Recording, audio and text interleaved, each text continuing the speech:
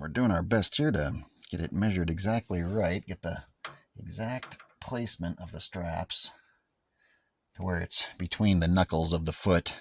It's kind of where you want it to ride, between the first knuckle here and or I guess the second knuckle or first knuckle. Between this knuckle and that knuckle, basically, those joints is kind of where I'm going to want it, which means it's going to go at an angle. And so I've got, I got this one pretty well measured out. I don't know if you can quite see the two little lines that I drew. There's one there and one there. And so the next step is actually making the slots. How am I going to do that? Well, like I said, I'm going to sacrifice this non-brand name knife. I heat it up to red hot using the good old Blazer torch. It's a fabulous butane torch. Butane torch.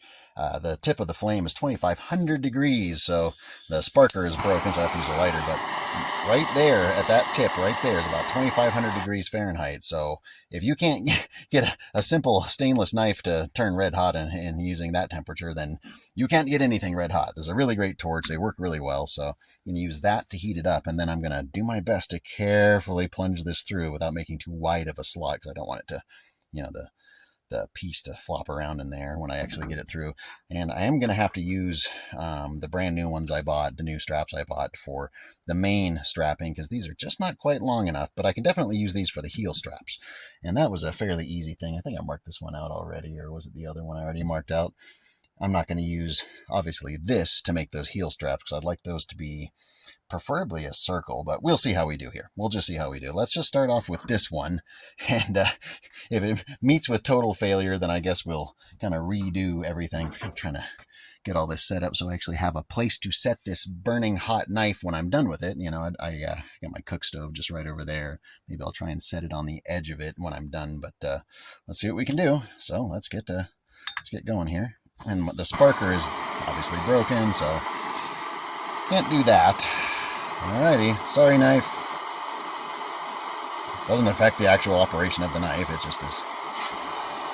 And of course I have no idea where the camera is. There we go. Now, it should turn red hot pretty darn quickly. It's a nice thin sheet of metal. Shouldn't take too long.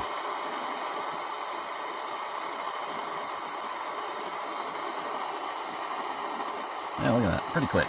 Alright, so make sure it's all the way to its proper, because actually it's the middle of the knife where it's the thickest. That's kind of where I need it to be the most hot, but this should be perfectly fine. Just don't want it to get hot hot down here and end up burning myself here. I accidentally torched the knuckle right there on my thumb, like right there, with it, lighting it in irresponsibly just recently, and it is definitely a hot torch. Okay, that should be more than enough. So here we go. Let's see if I can properly get it through. It should just melt through. Oh, I might have to do this more than once. The heating, it's not just plunging through like I thought it would. But oh, there it goes. That's what I wanted to do. That's what I wanted it to do. Let's go through.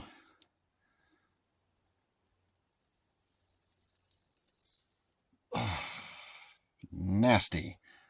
Oh, it went angle. It got an angle to it. Darn it, it got twisted. Shoot. Shoot, shoot, shoot. Well, let's see if we can get the other one. Maybe it'll still work. Darn it. It just turned on me. Stupid thing. The best laid plans. Well, let's just go for it anyway.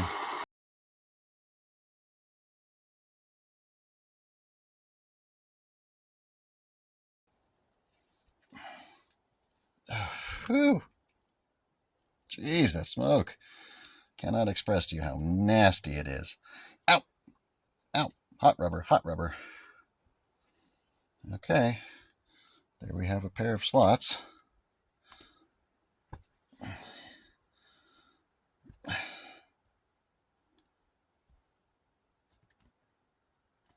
It's kind of going through again, make sure they're wide enough. So there we go. Okay. Now I can set the knife aside. And now we can get and start running some straps through. Cool. Well, that was one of the nastier parts, but I still have to do 4 more, which we'll see how that works out. Alright, now I'm going to go ahead and make the hole back here, because I want that to be round so that it binds Whereas this, when it's bound around like that, the edges of the actual strap will sort of rub as it.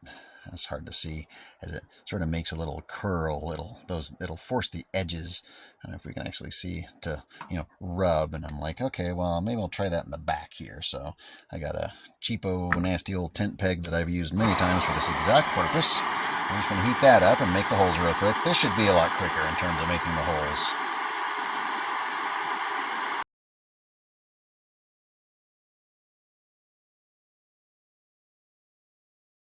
In terms of available light.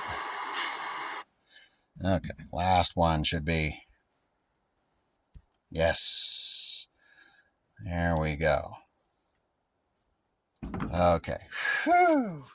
Nasty smoke. Some of the worst, nastiest smoke ever. Okay. Now, I'll just basically clean up the edges of the holes here and then start running the straps. Jeez. Okay, so now we're at that point where it's about time to start trying to run the straps through, and I have a pair of pliers to help me get through. Yeah, it's a beat up old multi-tool. I've had it for like 15, 20 years. It's slowly wearing out. Now here, I'm going to use the brand new one here, which is quite long. The only trick is remembering how you want it, because basically the way I want it is for it to end up on that, the buckle on that side. And I don't know if it's supposed to be this way. I think this way is how I want it. So then it would have to run around the heel strap, and then it would go across through the hole and then come back up over, probably making a little bit of a twist. This is a little tricky part here. And then you're going to do the same thing where it's going to go through, and then it's going to have to do a twist and come up over and then go through to there. Okay. So then that means we want to go backwards, and we're going to have to start it through that hole and then bring it over and around. Okay. So now we got to push it through this little tiny hole at first, which may or may not be easy.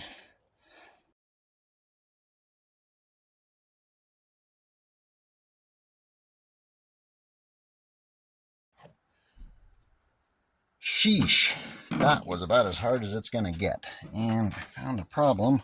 When this slot went through, it only pushed this chunk of tread to the side instead of going right through it, which means it's not exactly correct. My hands are just absolutely filthy. But what I did find out just now when I was adjusting them a little bit, it looks like it's real tight, but that's kind of the point, because there's no cushioning. So that's pretty comfortable. It feels a lot like my old ones. And so now getting the angle is right, because this has to flip over this way and then go over for the heel strap. And I got to have that. I want the buckle to sort of land right there. And then we got this, which comes back over and needs to have enough to do there. And so the only thing left now, as you can see, is put in the heel strap. And we're just going to do it the same way. Make holes. Whoops. A nice tight hole. The bigger the hole is, the more it'll sort of flop around and loosen as it wears. So you always want the smallest hole you can get away with, really.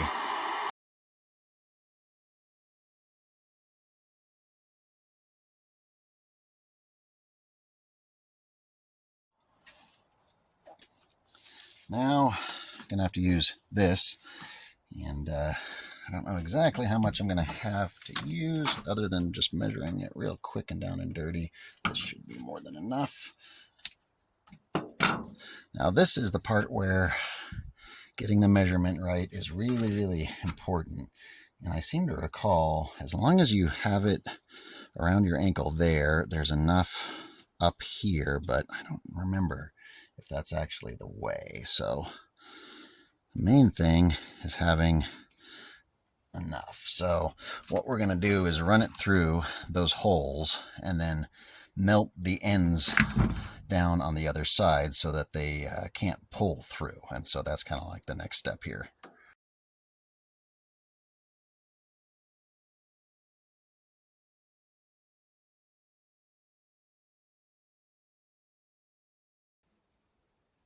Just about throwing my back out doing that there. Okay, so as you can see, we pretty much are there. Let's raise my foot up here. Okay. Now, this goes around to there. And this goes around to there.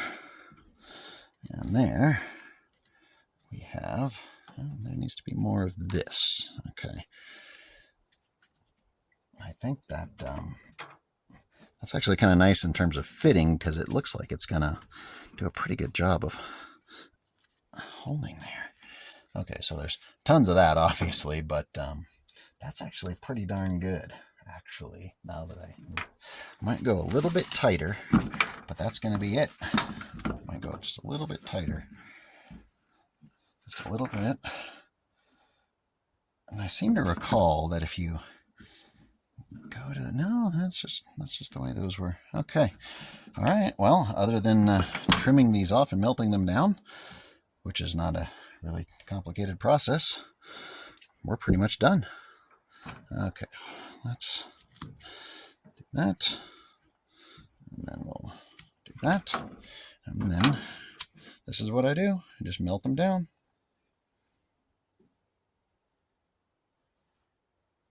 Preferable to get it actually on fire, so we know it's good and hot. Scissors can move. I want it to go pretty well melted down. And then I just use the side of the lighter. You may think that's dangerous, but they don't explode because it's not hot enough to combust, except for a brief second when you put it against the back of the lighter there. Okay, so now that's in there. This one might not work as well just because it's coming out the middle of a tread. I'm not happy about that. I tried just a quick little sort of carve around the hole with a knife, and it didn't really take much out. Thinking maybe I'll sort of force it down into the crack right there next to it. I don't know how well you can really see what's going on here, but then we're going to force it over.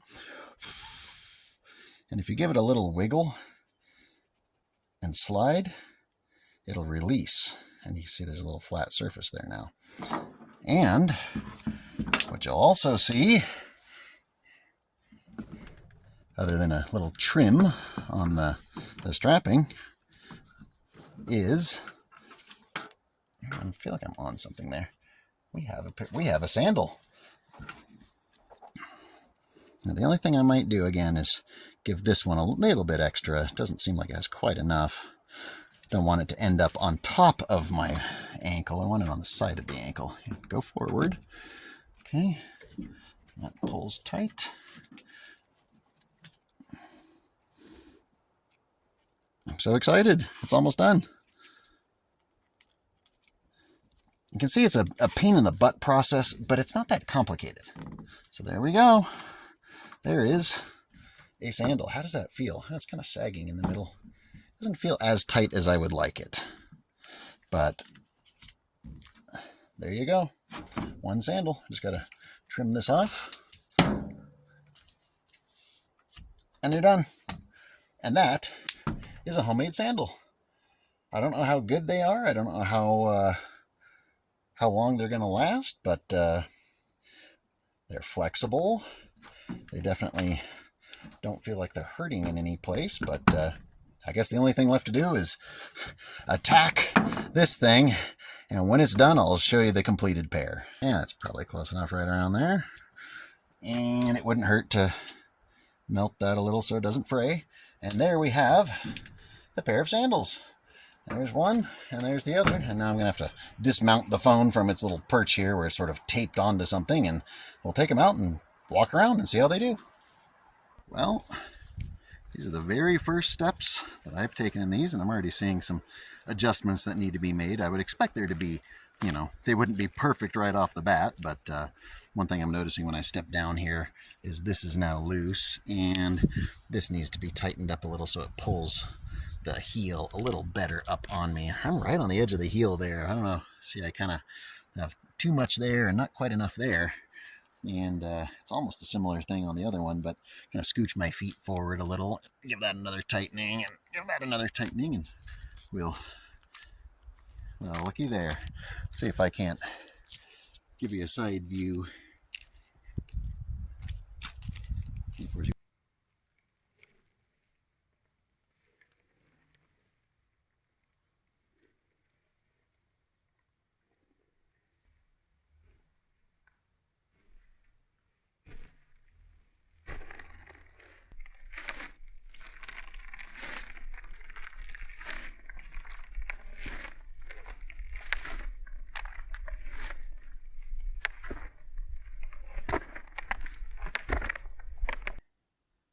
And they turned out to be pretty okay. They're about the same as my last ones. The only real difference is the soles are much softer and a little cushionier, and they're imperfect, of course. You may notice there's a little extra on the inside here. I think I missed the line that I was supposed to cut out. This one forms to my foot a little more.